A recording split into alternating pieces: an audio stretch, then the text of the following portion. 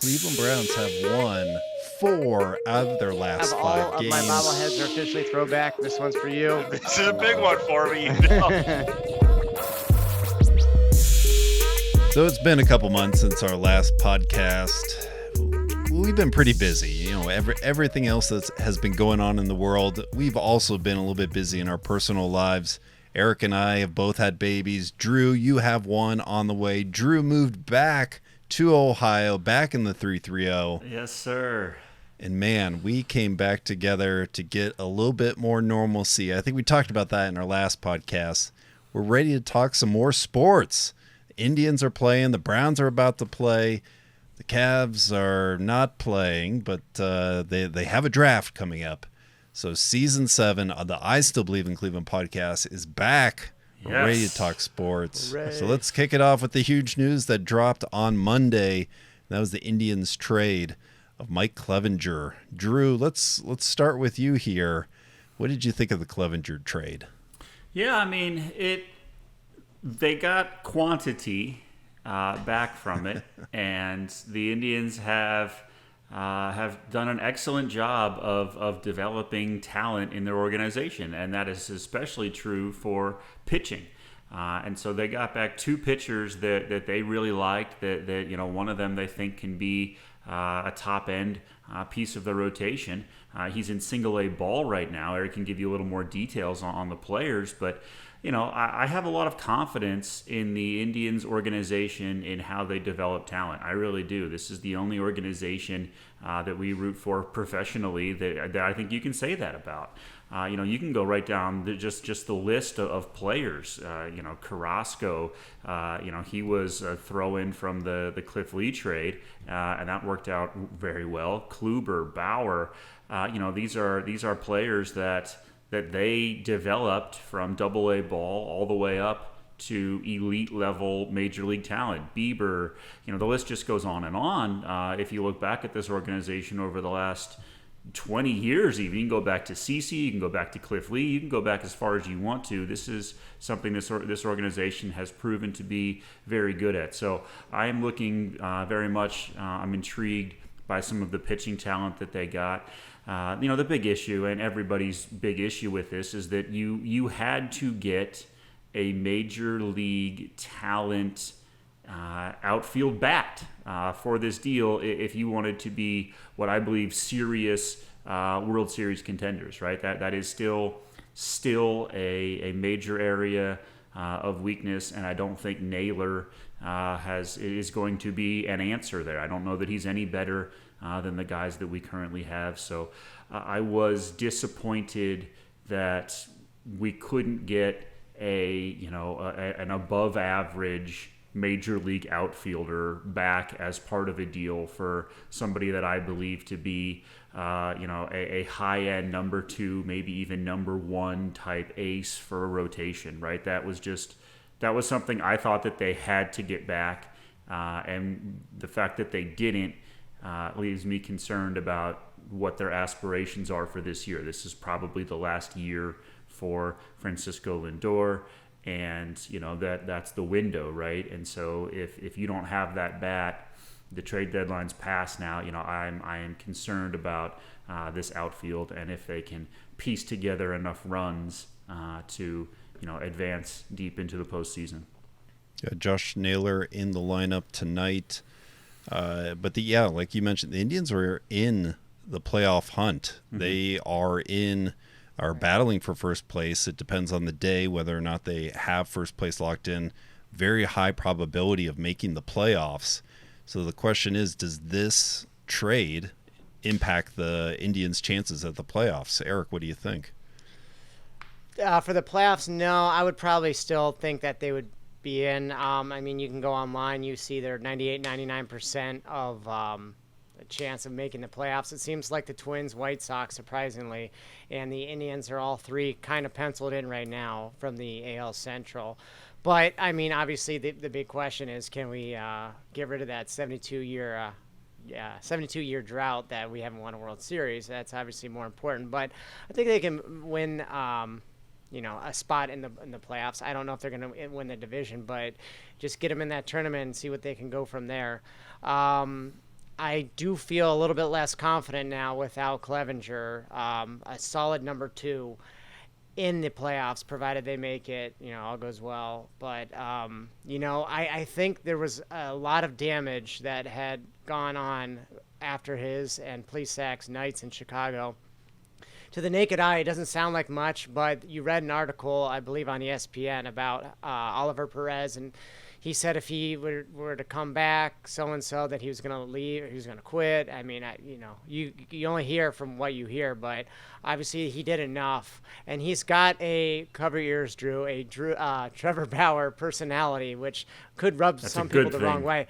To a lesser extent than Trevor, but I mean, there could be some things that, we don't see. Obviously, that's just wins and losses or ERA or other stats that cause the, Chernoff and Antonetti to move on from him. So, I kind of agree with Drew's sentiment that I don't think they got back enough. I think Josh Naylor is a fine player.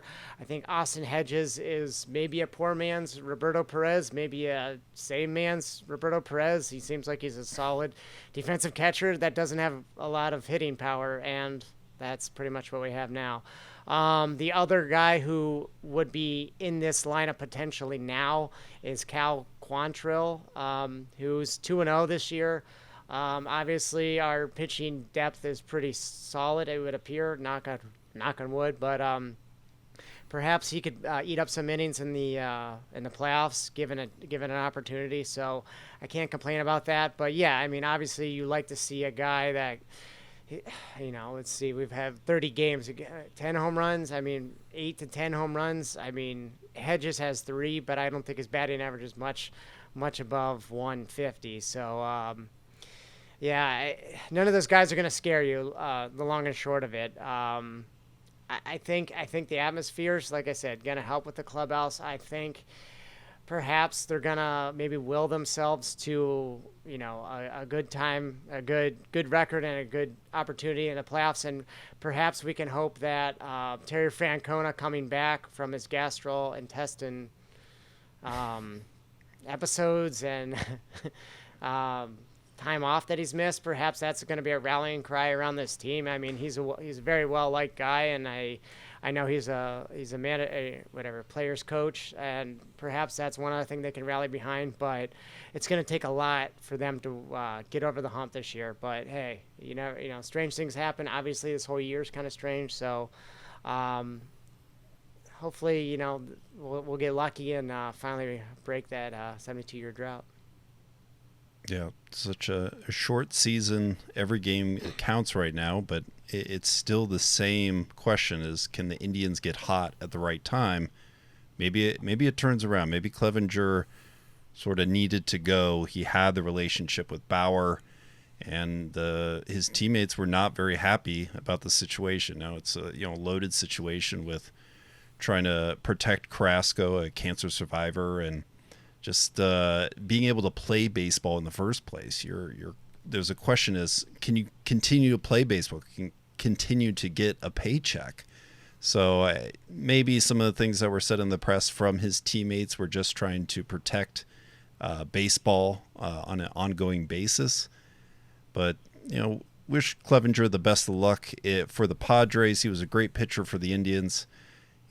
Sort of got rough here at the end, but wish him the best with San Diego. But yeah, let's see if the Indians can turn it on as the season winds down here. And another season that has already wound down, as we're watching the NBA playoffs, is the Cavs. A couple weeks back, they had the lottery. Some high hopes of maybe getting a first-round pick, but who even knows who these? Yes, sorry. Yes. It's such a weird draft because we didn't get to see any of these guys in March Madness. We didn't get to see them finish out the rest of the college basketball season. So there's a lot of guys that we think should be good, but we aren't entirely sure if should we get excited for some of these players. But the Cavs ended up getting the 5th pick. We didn't get the number 1. Once again, dropping lower. This new lottery system screws us again. But coming out with the 5th pick, who knows? It's we're not even playing whenever all these other teams have played in the bubble. It's a strange situation for the Cavs. But Eric, what do you think about the lottery, and just what do the Cavs do moving forward here? Is there any hope in this upcoming draft? Yeah, I mean, everybody's saying this isn't the Ja Morant, Zion Williamson draft, so it doesn't give you a lot of hope. But hey, Kawhi Leonard, he fell way back, and he's had a pretty solid career. So I'm not saying any of these guys are Kawhi Leonard, but maybe we'll get a diamond in the rough. So that being said, obviously we could go back to many times what I've said about our youth at the backcourt with Garland and Sexton, and perhaps Drew's guy, Windler at the 3 would lead to another youthful guy who would hopefully help this team for many years. Then you look at the 4th court and you have Tristan Thompson, Andre Drummond, and Cedi Osman, who are either long in the tooth or just not very good at basketball. So I think that would leave 2 main options from my perspective. Obviously, Wiseman's going to be off the board at that point. So I think the 2 options that the Cavs should have would be Obi Toppin and Onyeka Okungwu. So I'm sure I mispronounced that, but you know who I'm talking about, the guy from USC. Both of them are 6'9" and play the 4 spot. Toppin is 220 and out of Dayton. Not technically a local guy. He's from New York, but kind of local because he played college ball in Dayton. And Okongwu, also 6'9", 245 out of USC, the Southern Cal, not the South Carolina. Toppin, I think he averaged 3 or 4 more points per game. You could stab that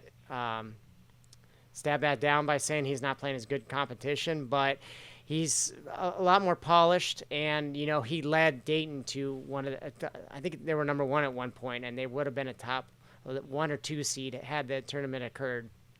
He's more of a polished offensive weapon.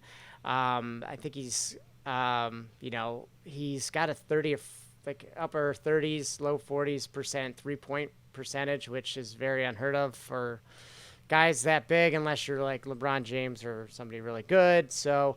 He's got all those. He's got all those breaks skills. On the LeBron cops. Hey, 6'9", 220. That's close enough. No, Okongwu is known more for his defense, and we have Andre Drummond. I'm sick and tired of defense. I want guys that can score. I want to see Dylan Windler be out there, somebody who can score. I want to see guys who can put up points. You see what's going on in the bubble. I know it's very unique. You're seeing 154 to 132, 147 to 126. I want to see offense. So, I love Andre Drummond, Tristan Thompson. He means well. He helped us win that championship. And Cedi Osman, another nice guy. But we could definitely really improve this roster by drafting Obi Toppin at number 5. Yeah, I was looking at I follow Chris Brickley on Instagram, who trains a lot of the NBA guys. I think he had Obi Toppin out at his gym, and he is, if I'm getting this correct, he had this incredible move where he goes between the legs, drives down the lane, and then just pulls out a nonchalant between the legs dunk, just like driving down the lane. It just when you think Dayton, you don't think next level athletes, and Toppin looked incredible in this dunk. So, maybe just looking at a little bit more Instagram as the replacement for the March Madness. Drew, what do you think about some of these upcoming guys? Yeah, I'm beside myself that Eric missed this just world class layup pun here. So I'm gonna take it. Maybe I'm missing something, and I'm going to take a flyer on Obi Toppin. I was just waiting for it the whole time. He never busted it out. So I was watching the lottery, and I was pretty upset. James Wiseman is exactly who this team needs. They need a rim protector. They need somebody who can play from the 5 spot. Tristan, was that type of a player, but they need a more polished offensive player. That's just the biggest need. I mean, Andre Drummond can play. I don't mean to disparage him, but he is obviously going to be with the team for one more year. And then, that will be the end. I suppose it's possible that he could re-sign, but you're talking about giving up a whole lot of money to probably convince him to do so. So to me, center was the spot that I thought that they could really make a move, and I thought James Wiseman would be available. I think Anthony Edwards and LaMelo Ball are going to be in that conversation, and those were the three players, and I thought they could use both of them too, right? LaMelo Ball's, he's 6'7", he can operate the point guard, he can play any spot 1 through 3. Anthony Edwards is more of a pure shooting guard, but they could use that too, right? So I was really sort of focused in on those three players, and it didn't happen. So, I like Obi Toppin as well. Beyond that, he's the guy that I think is best. I think he's the only player that you can look at and sort of use your mind to envision what a star NBA player might be, and that's the sort of blueprint you come up with, right? The guy who's bigger, stronger, faster than other players on the floor, even the elite level athletes. And when you're 6'9" and 220 pounds, and you can dunk between the legs, and you can put a guy on a poster, that's probably the player that I would want as well.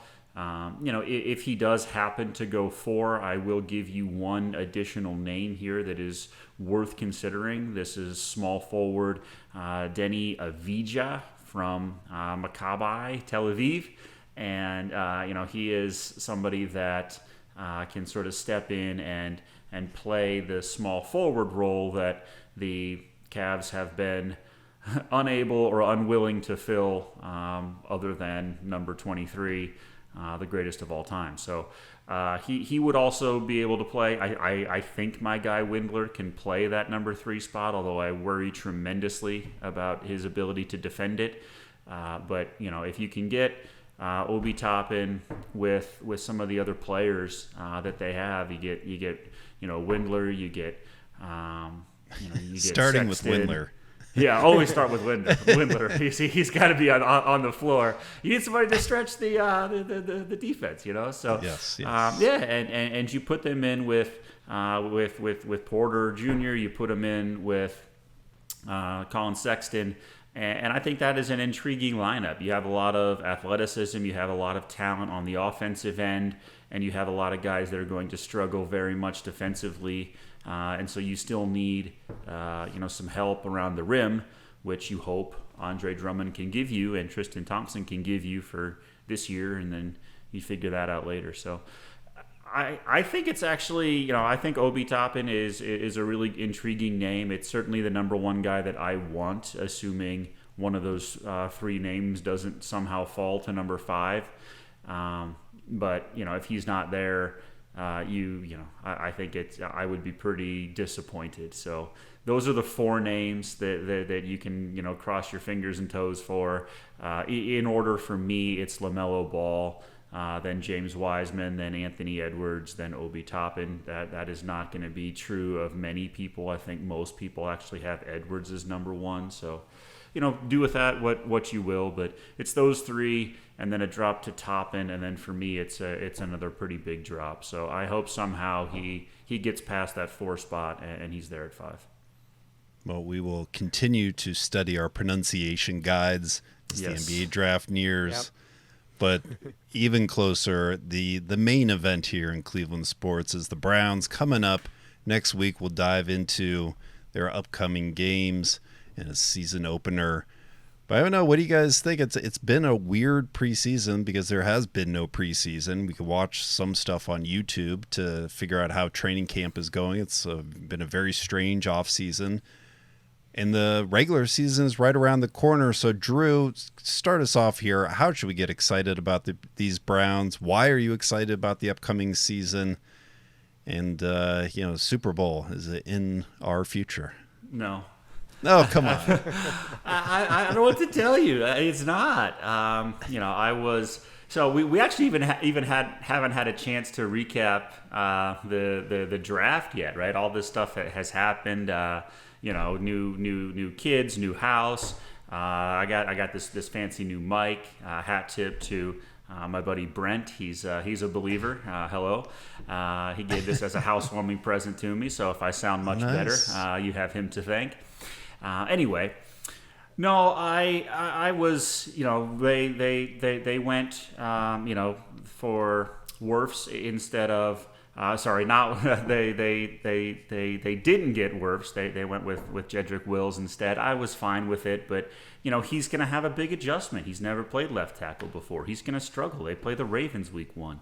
I think that's going to be a really big adjustment for him. They go out and, the guy that I wanted, actually both guys I wanted first and second round went to Tampa Bay. It's kind of a strange piece there, but Antoine Winfield Jr. Was the guy that I thought would be the safety. They went Grant Delpit. Grant Delpit is an exceptional athlete, but he tears his Achilles tendon, and that is.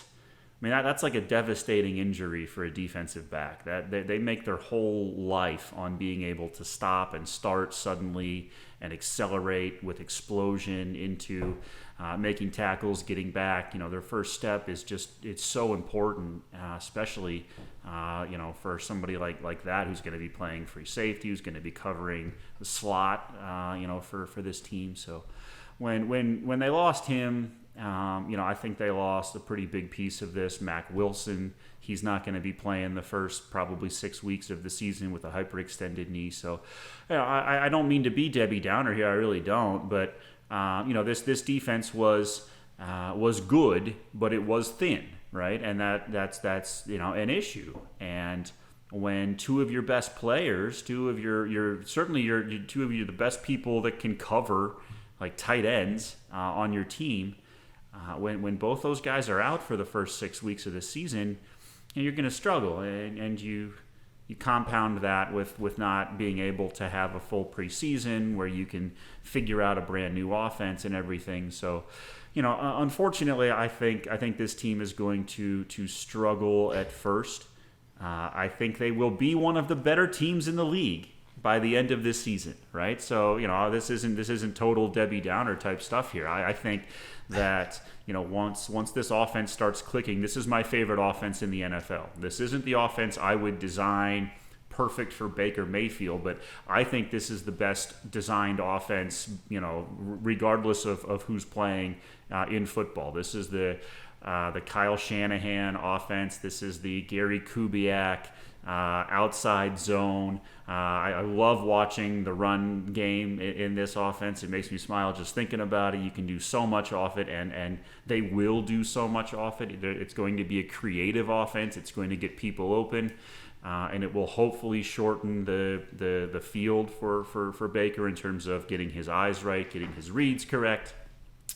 He'll be under center more, which is my concern. That's not something he really ever did in college. It's not something he's done much of in his first 2 years in the pros. So that will be a big adjustment. Another reason why I would have loved to have had some preseason games. I'm not worried about receiving the snap. It's a total different mindset. You have to get anyway. I think they're going to be a really good team by the end of this year. I really do. I do. It's just I think the injuries to two of their best players on defense, coupled with the lack of preseason, this team's going to be, struggling to get back to 500. And I think they maybe get there by the end of the year, but I don't think they have the firepower this year to win the Super Bowl. Sorry. All right, Drew's got us covered on why not to be excited. Eric, why should we be excited? Please. I got 5 reasons why you should be excited. Five-time WCW champion. One is our new / old uniforms, which looked very nice on the field at the Bad stadium start. last Sunday, which didn't take a rocket scientist to realize that, you had to go to horrible for a couple years to get back that it was pretty good uniforms. 2, more importantly, a smart coaching staff that actually knows how to put players in the good situations to exceed and excel and perform great, as opposed to not knowing what they're doing after the first 10 scripted plays. So that's exciting. More importantly, I haven't seen live, and none of us have seen live football professional since the XFL. That's been a while. So yay, live football. Very excited about that. Number 4, we get to see, hope, knock on wood, healthy OBJ. Myles Garrett's returning from his suspension. As Drew had gone into depth, the wide zone offense. I mean, I was a season ticket holder my only year in 2014, and we did not have a tremendous amount of talent, but Brian Hoyer led us to 7 wins, and it could have been more if it weren't for some injuries and other things. But it was, this scheme, like Drew said, it got people open. I remember watching the Steelers game, and they showed this clip during the scrimmage of the whole 10 guys going left, and Jordan Cameron breaking out right, and it was pitch and catch. And I can imagine if Brian Hoyer and Jordan Cameron can make big plays, then I think Baker Mayfield and Austin Hooper can make even bigger plays. So I'm very excited about that, not to mention the running game, which obviously we have 2 very capable and very good running backs that should be able to move the ball on a consistent basis than we did in 2014. And most excitedly is that the following game, week 2, is on a Thursday. So inevitably, when we do lose the opener, which we always do, we will not have as much time to wallow in our sadness and get ready for week number 2. That is some next level stuff there. I like that, actually. So, but all in all, I'm excited. I watched some hockey. Obviously, Cleveland doesn't have a team. Watched some NBA. Cleveland doesn't have a team in the bubble. This is going to be our first really Cleveland sporting event since the pandemic. So that's, if I could tack on a 6th one, that'd be another reason to be excited. Well, and the Indians, but yeah. Oh, yeah. I forgot about them. How soon we forget. But yeah, anyways. So I love watching the training camp. I'm still being able to watch a little bit of training camp, and it reminded me last year we had so much talent on the field with OBJ, with Jarvis Landry, with Kareem Hunt. Nick Chubb had an incredible year, and then you're adding on Jack Conklin, you're adding on Austin Hooper. We've added through the draft. We have Myles Garrett back. Man, those names, and if we just have the coaching staff who can get the most out of them, this is going to be a very dangerous team. It is. And I know where they're going. Yeah. I'm not going to say it, but I know where they're going. And that's what you'll have to wait for in the season preview next week. Gentlemen, thank you for joining. We are going to get back into a roll of this, and we'll be back next week to talk some Browns. Southern Miss -15 versus Alabama. Heads up. I'm going more Monken. That's Jeff Monken. Army laying 4. Take it, Middle Tennessee State. See you guys next week. See you next week. Yeah.